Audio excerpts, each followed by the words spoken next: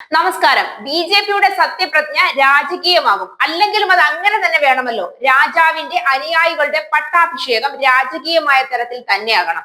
കാൽ നൂറ്റാണ്ടുകാലം കോൺഗ്രസിന്റെ വിളനിലമായിരുന്ന ദില്ലി, കഴിഞ്ഞ 10 വർഷക്കാലം ആം ആദ്മി പിടിച്ചടക്കി വെച്ചിരുന്ന ദില്ലി, ഇനി സാക്ഷ്യം വഹിക്കാൻ പോകുന്നത് മോദി സർക്കാരിന്റെ ഭരണ പരിഷ്കാരങ്ങൾക്കാണ്. 14 വർഷം കാനനവാസം കഴിഞ്ഞ് അയോധ്യയുടെ മണ്ണിലേക്ക് തിരിച്ചെത്തിയ ശ്രീരാമന്റെ പട്ടാഭിഷേകം അയോധ്യാവാസികൾ കാത്തിരുന്ന പോലെ നരേന്ദ്രമോദി സർക്കാരിന്റെ കീഴിൽ ബി.ജെ.പി സത്യപ്രതിജ്ഞയ്ക്കും ഇന്ത്യയുടെ രാജധാനി കാത്തിരിക്കുകയാണ്.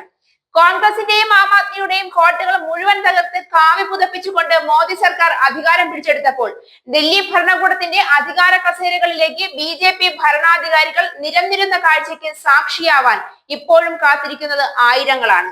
മോദി സർക്കാർ അധികാരത്തിൽ വന്നത് ദില്ലിയിലെ ജനങ്ങളുടെ വിജയമാകുമ്പോൾ മോദി സർക്കാരിന്റെ സത്യപ്രതിജ്ഞ ദില്ലിയിലെ ജനങ്ങളുടെ ആഘോഷം തന്നെയാണ്.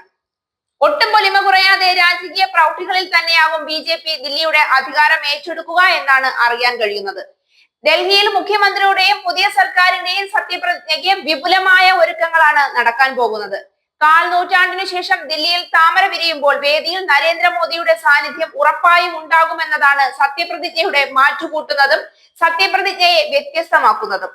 അതിനാൽ തന്നെ പ്രധാനമന്ത്രി നരേന്ദ്രമോദി ഈ ആഴ്ച US സന്ദർശനം കഴിഞ്ഞ് തിരിച്ചെത്തിയതിനു ശേഷം പുതിയ ദില്ലി മുഖ്യമന്ത്രിയുടെ സത്യപ്രതിജ്ഞാ ചടങ്ങ് നടക്കുമെന്ന് ബി.ജെ.പി വൃത്തങ്ങൾ അറിയിച്ചു.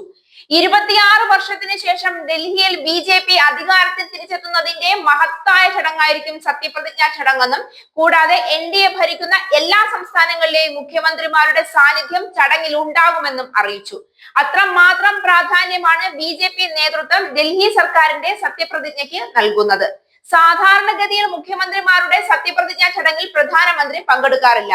പകരം അധികാരത്തിൽ വരുന്നവർക്ക് ആശംസാ സന്ദേശം അയക്കാറാണ് പതിവ്. ഇനി ഒരു പക്ഷേ പ്രധാനമന്ത്രി പങ്കെടുത്താൽ കൂടി അഭിസംബോധന ചെയ്ത് സംസാരിക്കാറില്ല. ക്ഷണിക്കപ്പെട്ട അതിഥിയായി പ്രധാനമന്ത്രി പല മുഖ്യമന്ത്രിമാരുടെയും സത്യപ്രതിജ്ഞയ്ക്ക് മുൻപ് എത്തിയിട്ടുണ്ട്.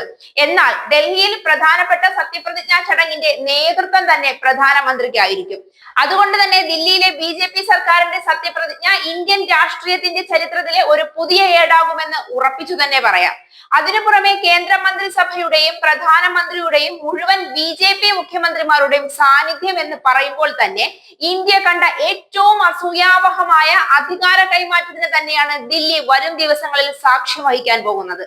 ഡൽഹിയിൽ കാൽ നൂറ്റാണ്ടിനു ശേഷം താമര വിരിയിച്ചതിന്റെ അഭിമാനം നരേന്ദ്രമോദി കഴിഞ്ഞ ദിവസം ജനങ്ങളോട് അഭിസംബോധന ചെയ്തു സംസാരിക്കവേ പങ്കുവച്ചിരുന്നു.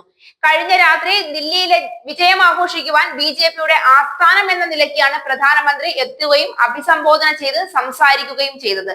ഇന്ത്യയുടെ തലസ്ഥാന നഗരം ഇതുവരെ കാണാത്ത വൻ വികസന മുന്നേറ്റമായിരിക്കും ഇനി കാണുവാൻ പോകുന്നത് എന്ന് മോദി പ്രഖ്യാപിച്ചിരുന്നു.